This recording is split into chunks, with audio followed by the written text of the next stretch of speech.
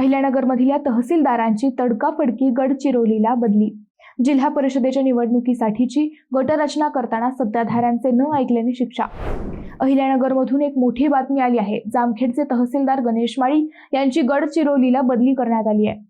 आगामी जिल्हा परिषदेच्या निवडणुकीसाठी गटरचना करताना विशिष्ट गटात सोयीचे विशिष्ट गावांचा समावेश करण्याचा सत्ताधाऱ्यांचा आदेश न जुमानल्याने सत्ताधारी नेत्याने तहसीलदारांची गडचिरोलीला बदली केली असा घणाघात आमदार रोहित पवार यांनी सभापती राम शिंदे यांच्यावर अप्रत्यक्षरित्या केला।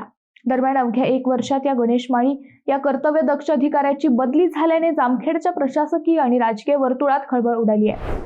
जिल्हा परिषद निवडणुकीची गटरचना करताना ती राजकीय दृष्ट्या आपल्या सोयीची व्हावी यासाठी काही गावांचा विशिष्ट गटात समावेश करण्याचा हट्ट तहसीलदारांनी मान्य केला नाही। त्यामुळे अहंकाराला धक्का लागलेल्या नेत्याने पदाचा गैरवापर करत प्रामाणिक काम करणाऱ्या तहसीलदारांना थेट गडचिरोलीचा रस्ता दाखवला।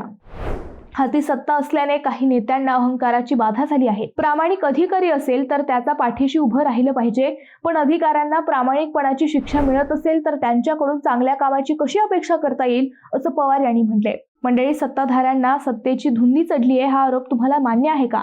नक्की कमेंट करा।